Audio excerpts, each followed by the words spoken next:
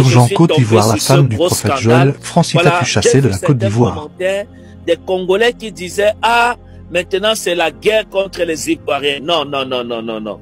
On ne doit pas arriver jusque-là. Amen. Mais le Seigneur nous bénira. Je veux juste vous expliquer un certain nombre de choses. Je veux juste vous amener à comprendre un certain nombre de choses. Amen. Et vous dire un peu comment l'Église fonctionne. Parce que nous sommes dans une... C'est-à-dire, l'Église aujourd'hui est dans une atmosphère qui est comme dans... C'est-à-dire, est comme dans le brouillard. Comme dans le brouillard. C'est-à-dire, on ne voit pas comme il faut voir. On n'a même pas la dimension qu'on devait avoir à cause des problèmes qui se passent dans l'Église. Amen.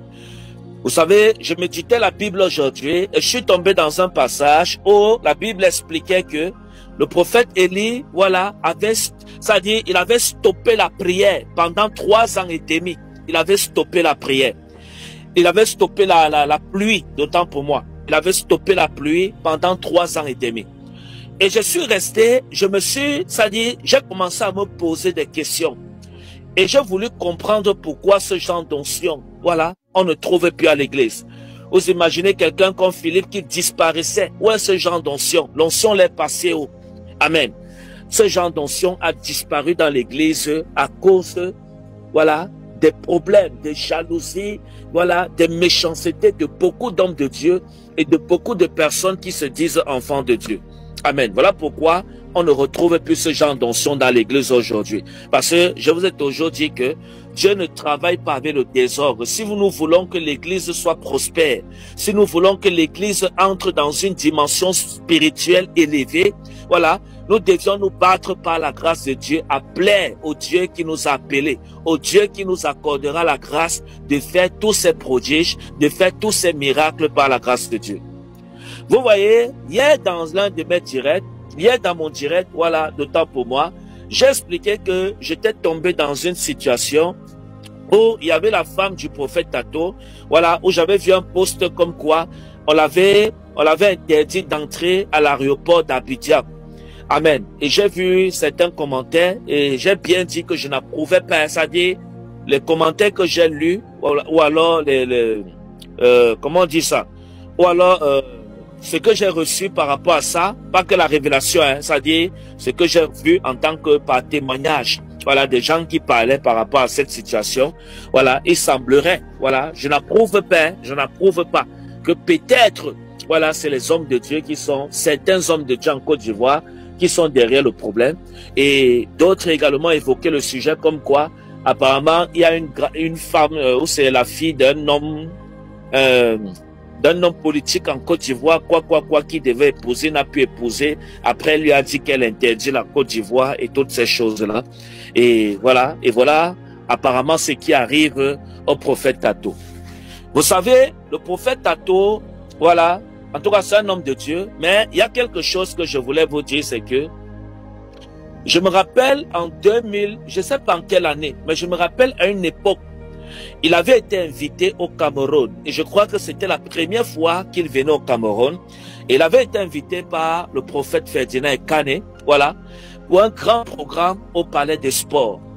Et le but pour lequel le prophète Ferdinand Ekane l'invitait, c'était pour qu'il vienne impacter, voilà, la jeunesse camerounaise, c'est-à-dire qu'il vienne impacter le ministère de plusieurs jeunes hommes de Dieu au Cameroun. Est-ce que vous comprenez? Il y avait plusieurs jeunes serviteurs de Dieu au Cameroun, il y avait plusieurs serviteurs de Dieu au Cameroun qui certainement, voilà, aimeraient entrer dans cette dimension prophétique ou alors aimeraient entrer, je ne sais pas, avoir l'onction qu'il a, une contamination spirituelle. Donc, l'homme de Dieu l'a invité au Cameroun et c'était pour une bonne cause. Et la venue du prophète Joël Tato au Cameroun, voilà, sa venue au Cameroun, sa venue avait amené une grande division au milieu des hommes de Dieu au Cameroun. Parce qu'il y avait ceux qui étaient pour son invitation, il y avait un autre camp qui n'était pas pour qui était contre son invitation. C'est-à-dire que le prophète Ferdinand Ekane faisait partie de ceux, voilà, qui étaient pour son invitation, vu que c'était lui qui l'invitait. Vous voyez un peu. Et il avait dépensé beaucoup d'argent je sais pas, il y a beaucoup d'argent pour l'invitation de cet homme de Dieu, parce que il fallait organiser le programme, payer la salle du palais des sports, il fallait payer, voilà, louer peut-être les voitures, le carburant, l'hôtel pour loger l'homme de Dieu avec son épouse et toutes ces choses-là. Il avait fait un grand investissement. Et je dis toujours, il faut être vraiment spirituel pour faire ce genre d'investissement. Parce que si vous ne comprenez pas Dieu, vous allez croire que c'est des dépenses inutiles. Si vous n'aimez pas Dieu, vous allez croire que c'est des dépenses inutiles. Mais il l'avait fait par amour pour Dieu. Pas par amour pour le prophète Tatou, non. Mais il l'avait fait par amour pour Dieu, pour l'œuvre de Dieu. Parce que lorsqu'on aime Dieu, on est prêt à tout pour Dieu. Donc, il s'était investi comme ça. Et il a invité l'homme de Dieu. Et j'ai vu le programme à la télé, c'était tellement extraordinaire. Et le Seigneur a béni, tout s'est bien passé. Voilà, et tout. En tout cas, comme l'homme de Dieu a fini, il est rentré au Congo. Et, et les hommes de Dieu au Cameroun sont restés, se diviser. D'autres se sont levés contre le prophète Ekane. Voilà, d'autres ont commencé à l'insulter que, oh, il invite un faux prophète au Cameroun. Oh, il invite comme ça, oh. En tout cas, ça allait dans tous les sens au Cameroun. Amen. Ça allait dans tous les sens. Mais de toutes les façons, ce qui avait été fait, avait été fait. Mais il y a une chose que Dieu m'avait montré. Que Dieu m'a montré il y a de cela peut-être 4 jours. Je ne sais pas pourquoi Dieu m'a montré ça. Dans une vision, le Seigneur m'a montré, il y avait comme les 4 forgerons. Ça, je vous dis devant l'Esprit de Dieu. Ça, j'ai eu ça peut-être avant-hier. C'est-à-dire peut-être avant-hier comme ça là. Il y avait les 4 forgerons. C'est-à-dire les 4 forgerons dont le prophète Ekane en faisait partie. Et après, sur les 4 forgerons, je ne sais pas s'il y avait aussi le prophète Tatou, je ne me rappelle pas trop, mais je sais qu'il y avait les 4 forgerons et ils étaient en train de marcher. Ils marchaient tous les 4. Et pendant qu'ils marchaient tous les 4, il y avait le pasteur Ivan Castano dans la vision. Le pasteur Ivan Castano qui était comme descendu dans une voiture. Et il est venu, il s'est rapproché. Vous voyez. Et lorsqu'il s'est rapproché, j'ai vu maintenant le prophète Rodrigue Defo qui a quitté les 4 forgerons et il allait saluer le prophète Ivan Castano. Et lorsqu'il allait saluer le prophète Ivan Castano, je l'ai vu les rester avec le pasteur Ivan Castano. Et maintenant, les 3 autres forgerons, ils étaient là et ils attendaient et ils ne comprenaient pas pourquoi ils ne revenaient pas vers eux. Vous voyez. Ça, j'ai eu cette vision il y a peut-être de cela. Je sais pas pourquoi Dieu m'a montré ça. Je sais pas ce que Dieu voulait me dire par là. Je vous dis aussi, pour que si, voilà, quelqu'un peut interpréter, bah, moi j'ai interprété à ma manière, mais je ne veux pas dire comment moi j'ai interprété. Donc si quelqu'un peut interpréter, voilà, aussi qu'il interprète et il peut écrire en commentaire ce que ça veut dire. Alléluia. Parce que je veux parler plus que ça. Je veux pas donner mon interprétation. Non. Je vous raconte juste la vision. Après, vous pouvez interpréter, voilà, selon comme Dieu va vous inspirer. Amen. Et vous pouvez aussi partager l'interprétation en commentaire avec nous ou bien m'envoyer par WhatsApp. Il n'y a pas de souci. Donc, dans la vision, donc, les 4 forgerons, pour ceux qui ne connaissent pas, les 4 forgerons, c'est 4 hommes de Dieu au Cameroun qui ont décidé de se mettre ensemble, voilà, pour élever l'église au Cameroun. Et dont le prophète Ferdinand Ekane en faisait partie. Et leur mouvement était tellement glorieux. Leur mouvement était bien. Leur, ça dit, ils étaient tellement bien. Ils étaient tellement bien. Mais, à cause, ça dit, je ne veux pas dire à cause, mais lorsque le prophète Tatou est venu au Cameroun, ça a brisé le groupe, les 4 forgerons. C'est-à-dire, parce qu'il y avait ceux qui étaient contre sa venue et d'autres qui étaient pour sa venue. Et comme le prophète Ekane faisait partie de ceux qui étaient pour sa venue, vu que c'est lui qui l'invitait, voilà, la plupart des hommes de Dieu au Cameroun avaient décidé d'isoler le prophète Ekane, tout simplement parce que il avait décidé d'inviter le prophète Tatou au Cameroun. Mais vous voyez, ce que je veux expliquer en fait, c'est que je bénis beaucoup Dieu pour la vie du prophète Ekane parce que c'est un homme de Dieu qui ne se laisse pas convaincre par un homme. Parce que sa conviction, ça dit, c'est quelqu'un que j'ai étudié, je le connais très bien spirituellement. Ça dit, c'est quelqu'un que, ça dit, vous ne pouvez pas aller au-delà, ça dit, vous ne pouvez pas aller contre la conviction que Dieu lui a donnée. Ça dit, à cause de ça, beaucoup d'hommes de Dieu au Cameroun ont décidé de l'isoler. Ont décidé de l'isoler. depuis qu'il avait invité le prophète Tato au Cameroun. Parce qu'au Cameroun, il y a ce qu'on appelle, les hommes de Dieu ont fait ce qu'on appelle les camps. Donc il y a ceux qui sont pour Apollos, il y a ceux qui sont pour Paul. Donc voilà un peu comment l'église au Cameroun est. Et apparemment, c'est le même système également en Côte d'Ivoire et dans beaucoup de pays africains. Parce que dans les églises européennes, je n'ai jamais vu une telle sorcellerie. Ça, je vous dis devant Dieu. Je suis ici en France, ça fait déjà bientôt 8 ans. Ou bien peut-être 9 ans, bientôt 9 ans que je suis ici en France. Je n'ai jamais vu cette sorcellerie. Ou alors je n'ai jamais vu un pasteur blanc français. Voilà, avoir des bêtises, conneries comme ça là. Voilà, se diviser pour des futilités. Je n'ai jamais vu ça. C'est pour ça que je vous ai expliqué hier que la peau noire a besoin de délivrance. C'est pas que j'insulte les noirs, mais nous, les noirs, on a besoin de délivrance. Parce qu'on manque d'amour dans nos cœurs. On manque l'amour. C'est ça le problème. On manque l'amour. On peut avoir des grands ministères. On peut rassembler des milliers de foules. Mais si on n'a pas l'amour dans le cœur, on est zéro. Tout ça, on s'en fout de ça. Est-ce que vous comprenez? Dieu s'en fout de ça. Ce qui intéresse Dieu, c'est l'état du chacun de nous. Parce qu'une chose est sûre que Dieu ne se repent pas de ses dons. Si Dieu t'a donné la foule, il t'a déjà donné. Il dit qu'après, même si tu fais quoi là, il t'a déjà donné la foule. Il ne reviendra plus reprendre la foule là. Il t'a déjà donné ça. C'est un don, il t'a donné.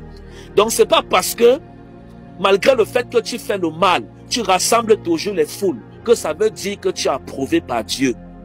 Est-ce que vous comprenez? Ça n'a pas de sens. Parce qu'il y a beaucoup de gens, parce qu'ils rassemblent les foules, ils passent le temps à coucher dans les hôtels avec les femmes. Ils passent le temps à sortir avec les prostituées, à prendre la dîme, l'offrande du sacrifice que les gens donnent à l'autel de Dieu. Et ils partent te donner son prostituée pour aller avec elle. Et ils continuent à rassembler les foules. Ils croient que Dieu approuve ce qu'ils font. Bien aimé, Dieu nous a enseigné. Et dans l'enseignement que nous avons tiré du Saint-Esprit, en réalité, c'est que Dieu n'approuve pas. Est-ce que vous comprenez? La vérité, c'est que Dieu n'approuve pas. Voilà pourquoi on doit beaucoup faire attention. Maintenant, regardez. Voilà ce qui s'est passé au Cameroun. Et maintenant, voilà aussi ce qui se passe en Côte d'Ivoire. Est-ce que dans ça, on va dire que c'est le prophète Tatou qui est le problème? La réponse est non. Ce n'est pas lui le problème.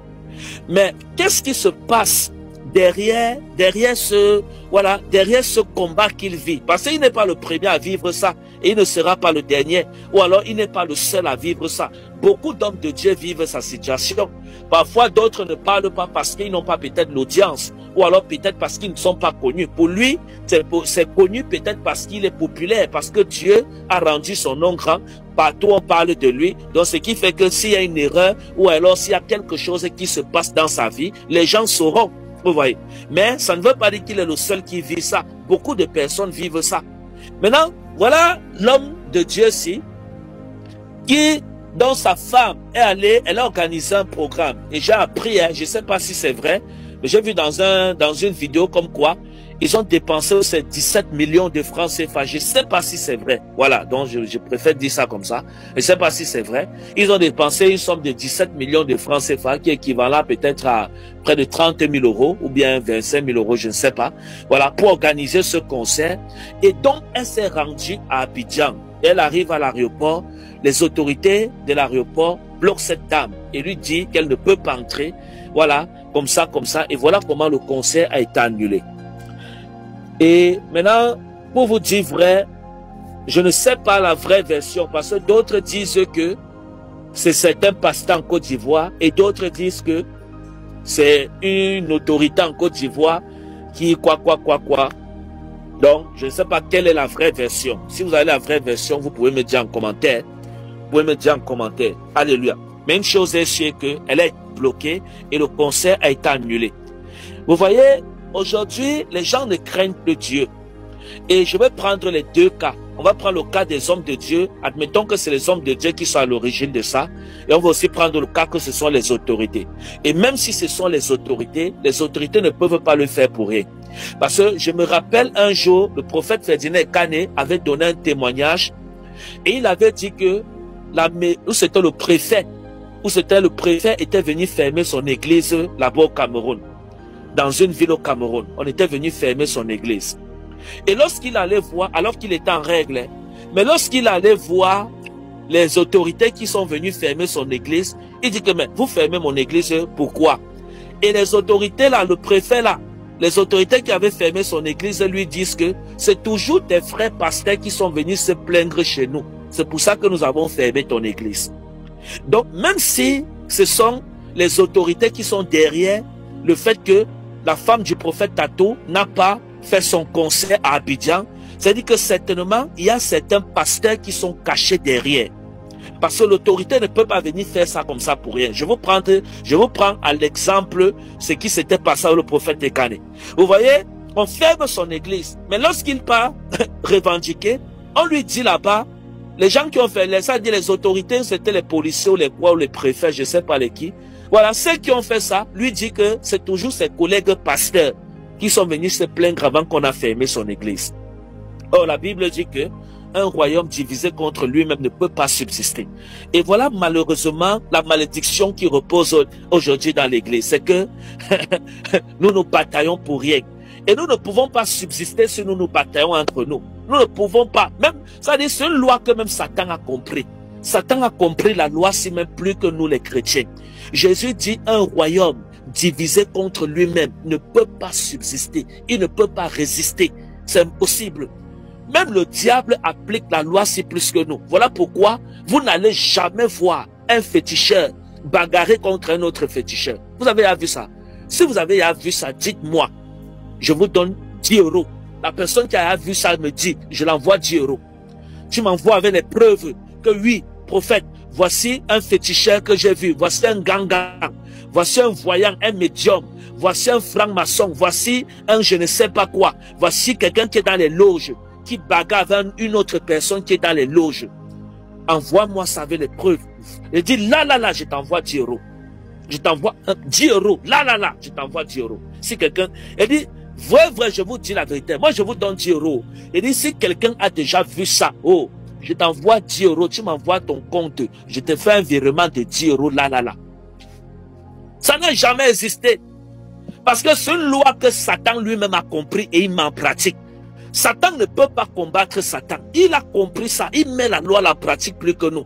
Montrez-moi un seul féticheur, un seul marabout, un seul médium, un seul gangan, un seul sorcier qui bagarre avec un autre sorcier. Montrez-moi.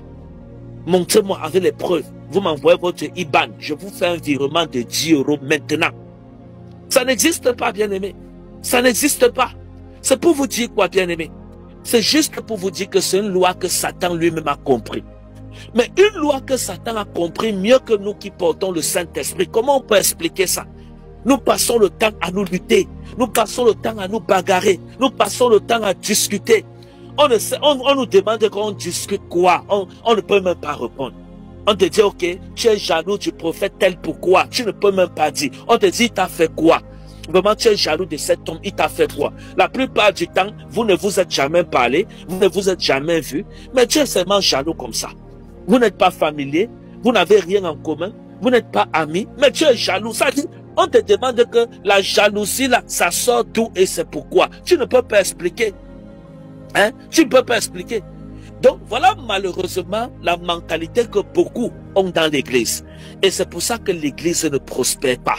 C'est pour ça que l'église n'avance pas. C'est pour ça que vous n'allez pas voir les hommes de Dieu aujourd'hui venir demander au soleil de faire retour en arrière. Comme Jésus avait fait et le soleil rentre en arrière. Parce qu'aujourd'hui, les hommes de Dieu, au lieu de chercher la véritable onction, ils sont dans des batailles humaines. Ils sont dans des compétitions. Ils sont dans des commérages. Ils sont dans des rivalités. Ils sont dans des choses qui n'ont ni tête ni queue au lieu de chercher le Saint-Esprit. Vous voyez, voilà un concert comme ça qui est annulé. Le jour-là, beaucoup de gens devaient être sauvés certainement. Beaucoup de gens devaient être bénis certainement. La gloire de Dieu devait resplendir. Mais ils ont décidé de la bloquer à l'aéroport, de ne pas laisser qu'elle entre à Abidjan pour aller faire son concert. Donc vous voyez que le monde spirituel, bien-aimé, je vous dis la vérité, on a besoin de changer. Tant qu'on ne change pas, on va tout rester derrière. Et ce n'est pas Satan qui sera en train de nous combattre, ça sera nous-mêmes. C'est-à-dire, nous-mêmes, on sera en train de s'entretuer. C'est-à-dire, on est en train de faire le travail de Satan à sa place. On est en train de s'enchrétier. Satan est là, il se repose. Alors que c'est lui qui devait venir nous attaquer. Nous, on est là, on s'attaque entre nous. Et Satan est là, il est assis dans un coin comme ça, il se moque de nous. Il rit. Il dit, regardez les gens là, regardez les gens là, ils se moquent de vous. Ah, Seigneur Jésus, il se moque. Satan se moque, bien-aimé. Il se moque de nous. Il dit, regardez, après ils vont dire qu'ils ont le Saint-Esprit. Après ils vont dire qu'ils prient. Je ne comprends pas comment un homme de Dieu, parce que parfois j'ai envie de comprendre ça. Je ne comprends pas comment un enfant de Dieu, un homme de Dieu, peut être jaloux contre un autre homme de Dieu. Moi, je ne comprends pas ça. Ça dit, parfois je veux comprendre, je veux un peu que le Seigneur m'explique comment ça se passe. Je veux un peu que le... Parce que moi, je ne comprends pas. Je ne comprends pas. Ça dit, c'est quelque chose que je ne comprends pas. Je ne comprends pas comment un homme de Dieu peut faire du mal à un autre homme de Dieu et il dort en paix. Il n'a pas de remords. Ça dit, il est tranquille, il a la paix. Je ne comprends pas. Je ne comprends pas. Je veux comprendre ce mystère. Je ne comprends pas. Parce que moi, je connais le Saint-Esprit que si moi j'insulte même seulement quelqu'un qui ne va pas me laisser tranquille. C'est comme ça que moi je connais Dieu. Je connais le Saint-Esprit que si je dis seulement mouf à quelqu'un, il ne va pas me laisser tranquille, je ne vais pas dormir en paix. Voilà comment moi je connais le Saint-Esprit. Mais aujourd'hui, vous voyez les hommes de Dieu tacler d'autres hommes de Dieu, insulter d'autres hommes de Dieu, mentir sur d'autres hommes de Dieu. Vous vous posez la question de savoir que où va le monde, où sont toutes ces choses-là, vous ne comprenez pas.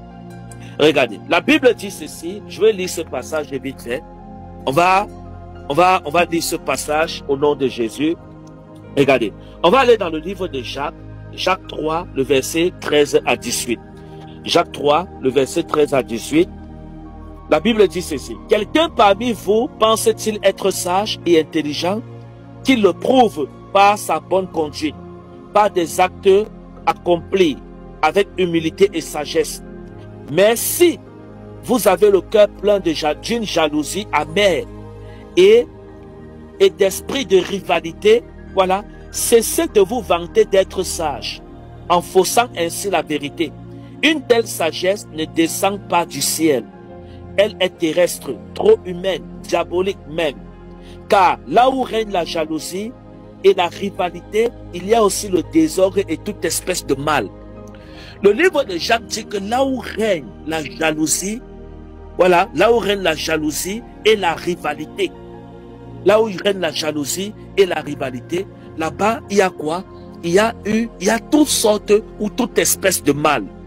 Il dit, mais la sagesse d'en haut est pure. Tout d'abord, ensuite, elle est pacifique, douce et raisonnable. Elle est riche en bonté et en action bonne. Amen. Elle est sans parti prise. Amen. Et sans hypocrisie. Ceux qui créent la paix autour d'eux sèment dans la paix et la récolte qu'ils obtiennent, c'est une vie juste. Regardez ce que le Seigneur dit ici, bien-aimé. La Bible dit que là où il y a la rivalité et la jalousie, il y a toute espèce de mal là-bas. Ça veut dire que Dieu n'est pas là-bas. Mettez la fiche de notre programme, s'il vous plaît. Voilà. Ça veut dire que Dieu n'est pas là-bas. Donc, comme vous dites quoi, bien-aimé, Dieu n'est pas dans les rivalités. Dieu, ça dit, les hommes de Dieu qui sont peut-être derrière le combat, ou alors qui étaient au Cameroun, qui ne voulaient pas que le prophète Tatou vienne au Cameroun là, ils ne seront jamais le prophète Tatou. Et le prophète Tatou ne sera jamais eux. Donc tous les hommes de Dieu au Cameroun, qui aujourd'hui ne parlent plus peut-être avec le prophète Tekane, parce qu'il avait invité le prophète Tatou au Cameroun, ils ne seront jamais le prophète Tatou, et le prophète Tatou ne sera jamais eux. C'est comme ça que Dieu fonctionne, bien aimé. Personne ne peut être à la place de l'autre. Vous comprenez? Personne. Voilà Tchidi Joshua au Cameroun. Parfois, lorsque vous restez même, la jalousie, la haine, la calomnie, le mépris entrent dans vos cœurs. Essayez de voir un peu les hommes de Dieu qui sont déjà morts et comprenez que c'est la vanité. Regardez Tchidi Joshua. Il a fait son ministère. Il avait un grand ministère. Mais il est mort, il a laissé ça. Il est mort, il a laissé ça, bien aimé. Quand vous voyez ce genre de choses, ça doit un peu nous amener à être conscients. Il est mort, il a laissé ça. Qui au Nigeria a pris l'onction de Tchidi Joshua? Personne. Personne. Personne ne fait ce qu'il faisait. Parce qu'il était Tchidi Joshua. Il était lui. Alléluia. Il était lui. Donc, vous devez savoir une autre chose. Regardez par exemple le ministère du docteur Charles Sombo au Cameroun. Voilà. Je connais pas trop l'église du Cameroun. Hein. Je connais pas trop l'histoire. Vous voyez? Mais regardez peut-être comment on l'appelle, le feu docteur Charles Somba. Regardez comment il remplissait le palais des sports. Là, il était il faisait il était spécial. Dieu l'avait spécialisé dans le don de la guérison.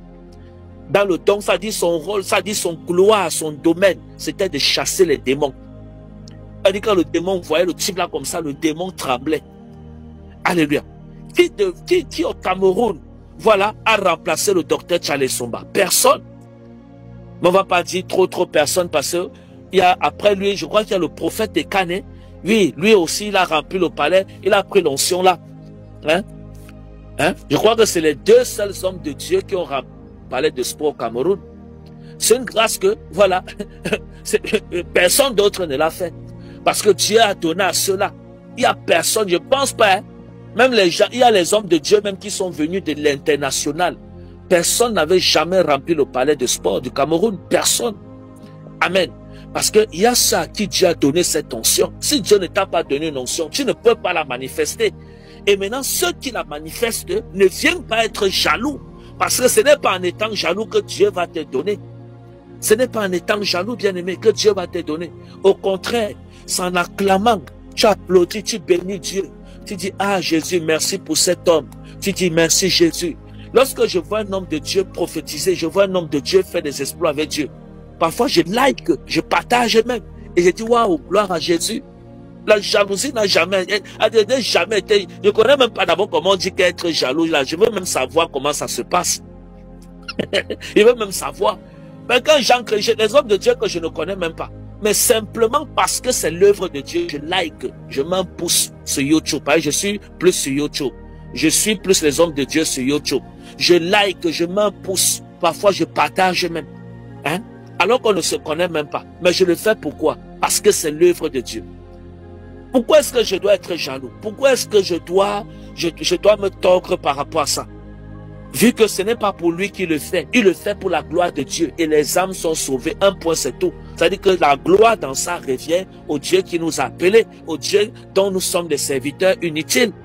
Alléluia. La gloire revient à ce Dieu. Pourquoi est-ce qu'on doit se casser la tête sur ça? Vu que d'autres avant nous ont servi Dieu comme ça et ils sont morts, ils ont laissé le service de Dieu. Donc personne ne va mourir avec le service de Dieu. Nous tous, on va laisser ça, on va partir un jour.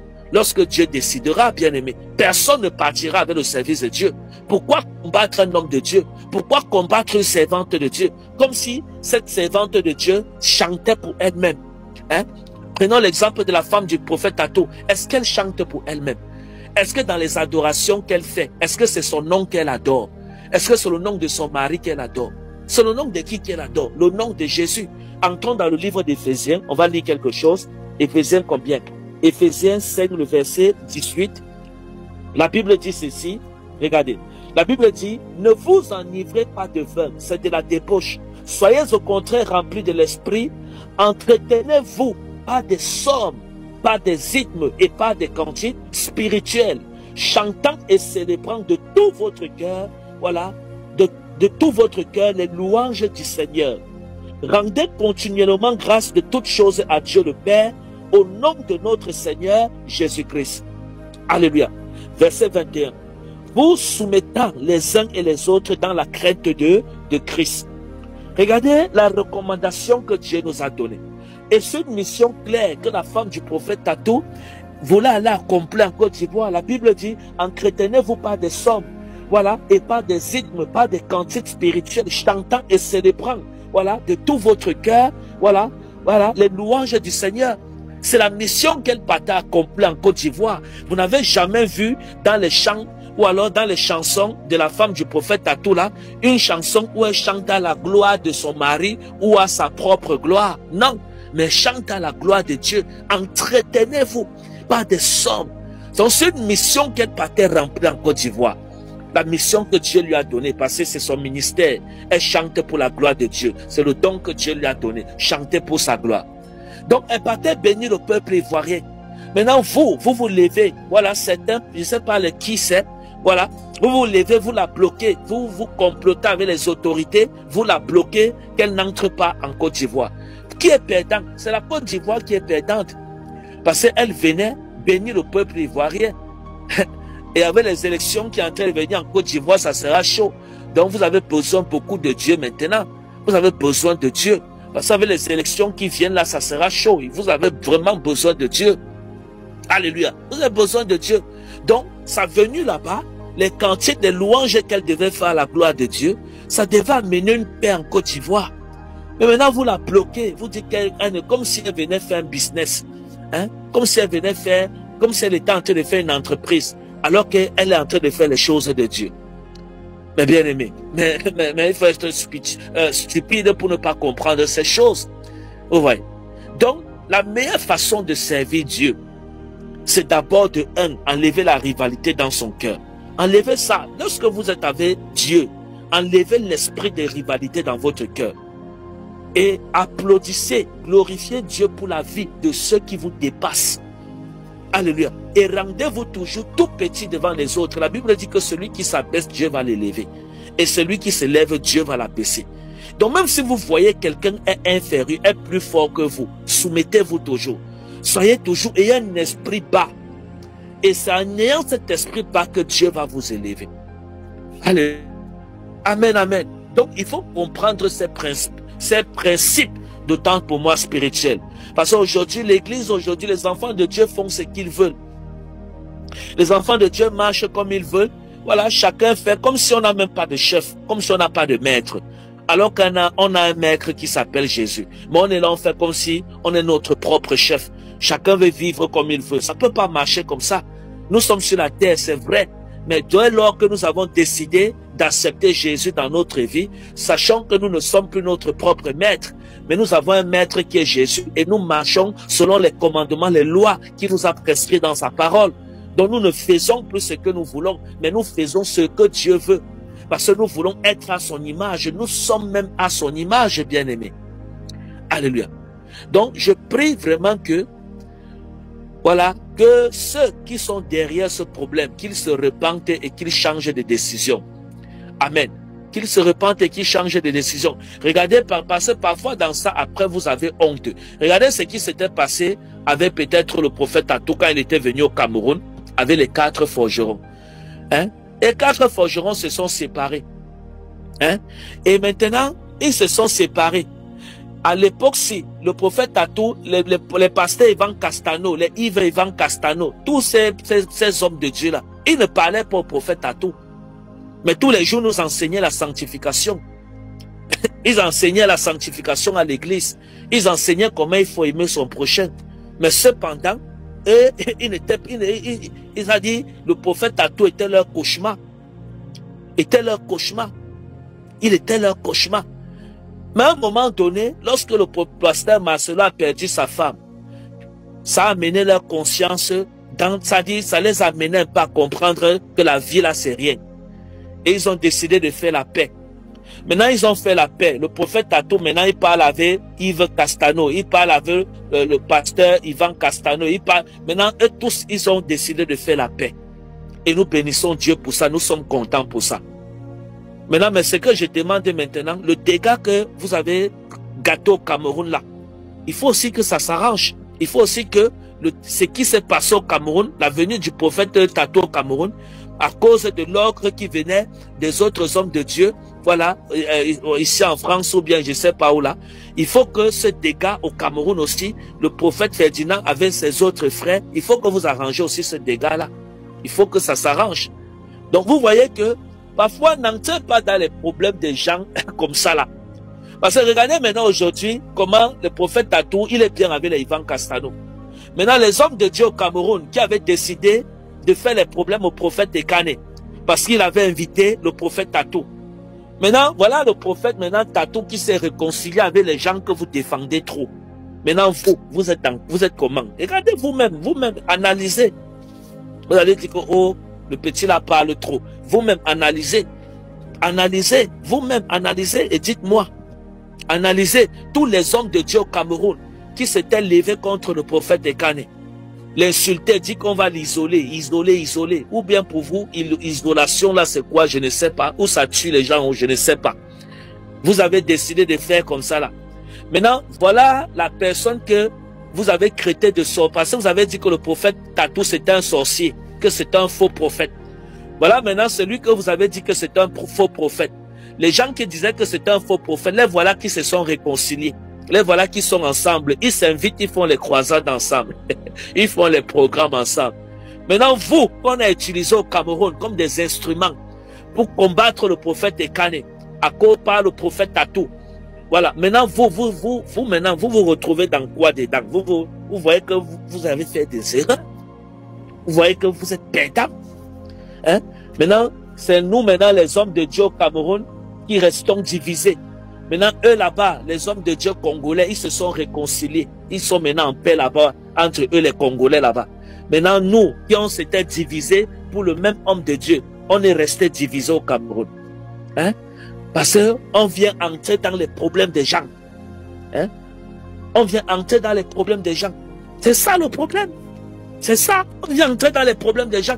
Le prophète Tatou et le prophète Marcelo, c'est des personnes qui, le pasteur Marcelo d'autant pour moi, c'est des personnes qui se connaissent depuis longtemps. Dans leur problème, c'est leur problème là, c'était pas un problème d'aujourd'hui, c'était depuis longtemps qu'ils avaient les problèmes. Ils avaient des problèmes depuis longtemps, ils étaient en conflit depuis longtemps. Maintenant, on est venu utiliser les Camerounais maintenant pour entrer aussi dans ce genre de problèmes. Maintenant, entre eux les Congolais, le pasteur Marcelo, pasteur Ivan Castano, Yves Castano, tous les groupes là, tous là, leur clan, ils se sont maintenant réconciliés avec le prophète Tatou. Eux tous, ils se sont réconciliés. Ils sont en paix. Maintenant, vous maintenant, les hommes de Dieu au Cameroun, qui suivaient leur bouche pour détruire le prophète Ekane, parce qu'il avait invité le prophète Tatou. Maintenant, vous êtes restés dans la division. Eux maintenant, les Congolais, se sont réconciliés. Qu'est-ce que vous allez dire de ça? Vous allez dire que le petit là bavarde trop. Hein? Alors que nous, on veut juste... Vous savez, nous, on est... C'est-à-dire, je vous dis quelque chose. Hein. Je bénis Dieu parce que Dieu n'est pas passé par un homme pour me former dans le ministère. C'est ce que je... C'est-à-dire, c'est ça que j'ai dans l'esprit jusqu'à aujourd'hui. C'est-à-dire, Dieu n'est pas passé par un homme. C'est-à-dire, il n'y a personne qui va dire quelque part que, ah, c'est grâce à moi que le prophète Lionel est ce qu'il est là. Personne. Je ne suis pas passé par les mains d'un homme de Dieu. Même pour être consacré dans le ministère, ce n'est pas encore arrivé. Dieu ne m'a pas encore envoyé me soumettre derrière quelqu'un. Ce n'est jamais arrivé, jusqu'ici. Vous voyez. Donc, ce qui fait que moi, j'ai ma philosophie, selon comme je travaille avec Dieu, et comment j'analyse aussi avec les Saintes Écritures, et je prends ce qui est juste. Ce n'est pas parce que, peut-être, vous avez 50 ans dans le ministère, vous avez 100 ans dans le ministère, que Dieu approuve tout ce que vous faites. Non. Ce n'est pas ça. Moi, je connais pas Dieu comme ça. Je connais un Dieu juste. Voilà, que quand on fait mal, il nous dit on a fait mal. Et mais parfois, voilà, on fait mal. Dieu nous dit on a fait mal. Mais on résiste à Dieu. Dieu nous laisse. Dieu nous laisse. Il dit ok, comme je te dis, tu as fait mal, tu n'écoutes pas. Reste alors dans ton problème. Et voilà pourquoi parfois Dieu est obligé de passer par des grands sacrifices. Hein? Par des grands sacrifices juste pour réconcilier les gens. Alors que depuis, vous pouviez vous réconcilier. Mais les cœurs étaient orgueilleux. Personne ne voulait faire le premier pas. Dieu dit, ok, je vais briser l'orgueil là. Et Dieu brise l'orgueil en faisant quoi? En faisant ce qui va encore faire même plus mal. Vous voyez? Parfois c'est ça avec Dieu. Hein? Mais on ne connaît pas. Parfois c'est ça avec Dieu. Mais on ne connaît pas. C'est pour ça que c'est mieux de jeter l'orgueil et d'être en paix avec tout le monde. Et d'être en paix avec tout le monde. Quand vous voyez par exemple cette histoire, voilà, vous voyez cette histoire du prophète Tatou, vous regardez comment aujourd'hui ils sont bien. Le prophète Tatou, il part là-bas chez le pasteur Ivan Castano, il part là-bas chez le pasteur Marcelo, il part là-bas, alors que c'était des pires ennemis. C'était des pires ennemis, les gars se détestaient à mort. Mais les gars prêchaient quand même Jésus. Hein. Mais les gars prêchaient, les gars nous enseignaient la sanctification. Hein, ils nous disaient que si on meurt dans le péché, on va aller en enfer. Les gars disaient que si on déteste quelqu'un, on va aller en enfer. Que si on n'aime pas nos prochains, on va aller en enfer. Mais cependant, c'était des gros conflits. C'est-à-dire, prêcher ce que eux-mêmes ils ne mettaient pas en pratique. La plupart.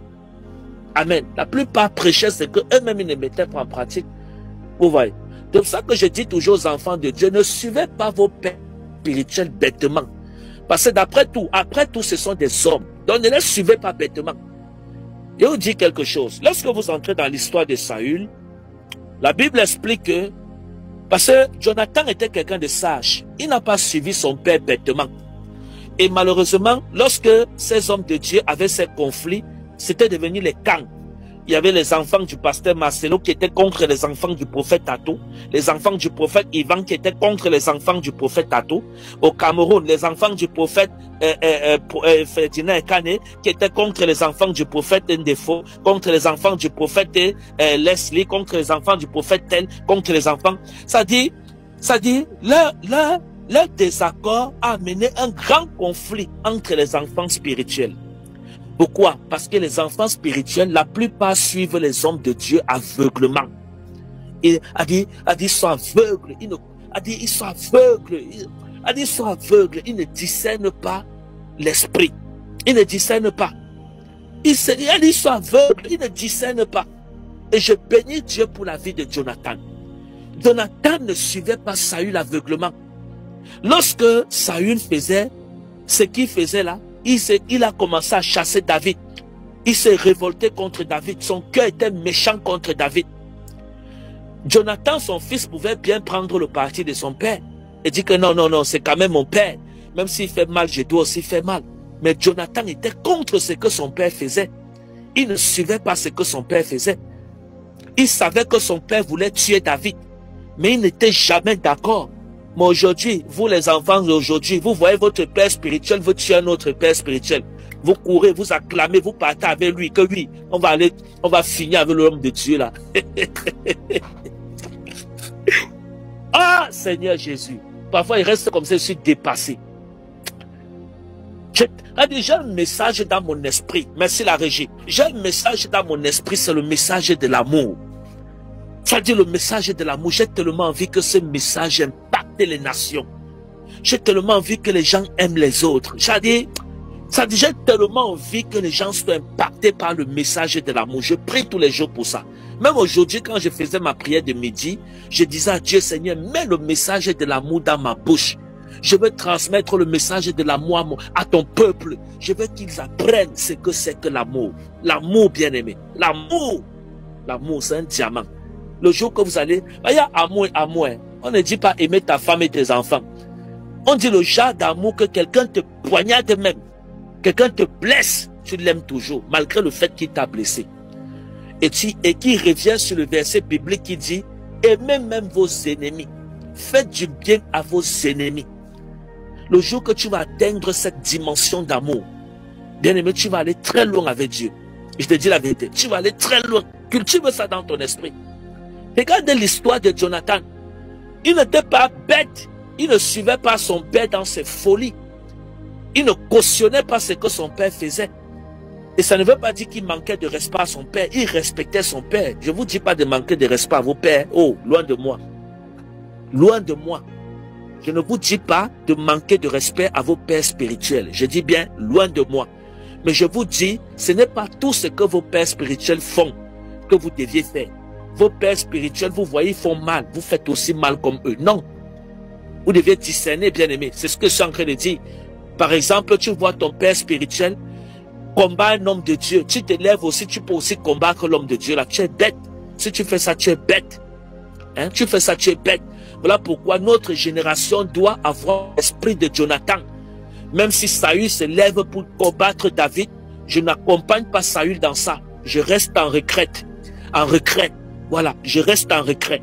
Mais aujourd'hui, la plupart des enfants spirituels, vos pères spirituels combattent d'autres hommes de Dieu. Vous venez aussi, vous les lynchez. Vous vous associez à la bêtise que vos pères spirituels font. Vous entrez aussi dans la même bêtise. Et c'est comme ça que le jour que vous allez mourir, quand vos pères spirituels vont aller en enfer, vous allez aussi aller en enfer avec eux. Et Seigneur Jésus, il faut comprendre. Priez que Dieu vous donne l'esprit de Jonathan.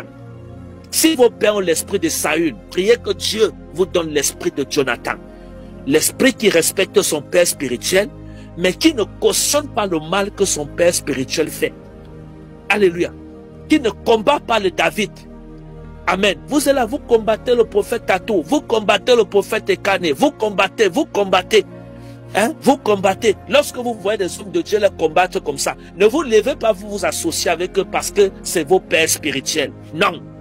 Dites non à ça. Ayez l'esprit de Jonathan. Refusez. Jusqu'à ce que Saül était dépassé. Saül dit que, mais, donc tu t'associes même avec mon ennemi que je veux tuer. Tu ne sais pas que je veux que la royauté là, c'est toi qui obtiennes ça.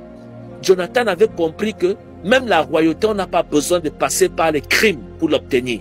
Ça veut dire quoi? Tu n'as pas besoin de tuer un homme de Dieu pour avoir l'onction qu'il a. Ah, Seigneur Jésus, je ne sais pas si quelqu'un comprend. Tu n'as pas besoin. Ce n'est pas en tuant David que Saül devait avoir l'onction que David avait. Non. Jonathan avait compris ça. C'est pour ça que je dis, vous les enfants spirituels là, priez que Dieu vous donne l'onction de Jonathan, qui vous donne l'esprit de Jonathan. Alléluia. Priez Dieu. Malasoterebo Shavara. Priez Dieu, que Dieu vous donne l'esprit de Jonathan, que vous ne soyez pas, voilà, que vous ne marchez pas dans la folie des pères qui ont l'esprit de Saül. Alléluia. Que vous ne marchez pas dedans, mais que vous soyez, voilà, vous soyez hors de ça. Vous soyez hors de ça. À cause de ça, David a béni l'enfant de Jonathan. Hein? Après, Jonathan est mort, mais David a béni son enfant. David a béni son enfant. Et Dieu avait prononcé un jugement contre toute la maison de Saül. Et Jonathan, on l'appelait le fils de Saül, de Jonathan, là, comment? Ou c'était Meshki, là? J'ai oublié son nom. Écrivez-moi son nom en commentaire. Il était le seul que David a dit, il allait s'asseoir à la table du roi à cause du bien que son père Jonathan avait fait. Donc, parfois, lorsque vous faites les choses, sachez que, voilà, vous faites bien. Demain, vos enfants vont bénéficier de ça. Le nom, c'est quoi? Mettez-moi le nom là en commentaire. Alléluia. Ne retirez pas. Voilà. Mephibosheth. Voilà. Mephibosheth. Voilà, c'était son nom, oui. Mephibosheth. Dieu avait béni David. Il s'est assis à la table du roi à cause du bien que son père Jonathan avait fait. Imaginez que Jonathan s'était levé comme beaucoup de fils spirituels insensés là dehors. Voilà. Il s'était levé pour aller avec son père combattre David, pour tuer David. Imaginez, comme beaucoup. Hein? Parce que ton pasteur n'aime pas le prophète tel. Voilà, tu te lèves aussi, tu t'associes, tu dis, ok, moi aussi je ne l'aime pas. Mais tu es fou. Si tu fais ça, tu es fou. Tu dois prier que Dieu te donne l'esprit de Jonathan. Est-ce que vous comprenez? L'esprit de Jonathan, c'est très important. Amen. L'esprit de Jonathan. Alléluia. Donc maintenant, regardez. Lorsque toutes ces choses se sont passées, voilà, elle a finalement raté son concert en Côte d'Ivoire. Alors que le concert là venait pour bénir la Côte d'Ivoire. Mais c'est dommage. Même si c'est un concert qu'on a reprogrammé, on va reprogrammer après. Ce n'est plus la même chose. Hein. Ce n'est plus la même chose. Ce n'est plus la même chose. Ce que vous avez fait là, c'est déjà écrit que vous avez fait ça dans l'histoire. Et vous, ça, à moins que vous vous repentez, vous allez rendre des comptes à Dieu. Ce qui est à l'origine de ça, qui que vous soyez. Vous allez rendre des comptes à Dieu, bien-aimé. Donc, vous devez savoir un certain nombre de choses. On ne suit pas les hommes de Dieu bêtement. Ça, je m'adresse aux enfants spirituels. Parce que quand vos pères font ça, voilà, vous venez, vous partez insulter en commentaire. Je vois, hein, vous partez insulter. Vous partez insulter, c'est-à-dire, vous associez avec l'esprit de Saül pour combattre David. Vous êtes insensé. Vous deviez plutôt, voilà, avoir l'esprit de Jonathan, voilà, pour préserver la lampe de Dieu qui était David. Amen. Ou alors qui est la femme de Tatou, ou alors qui est la femme du prophète Tatou, ou alors, voilà, tous ceux que d'autres hommes de Dieu combattent là. Alléluia. Donc voilà comment ça se passe, bien aimé. La parole de Dieu, elle est aussi simple. Vous deviez porter l'amour dans le cœur.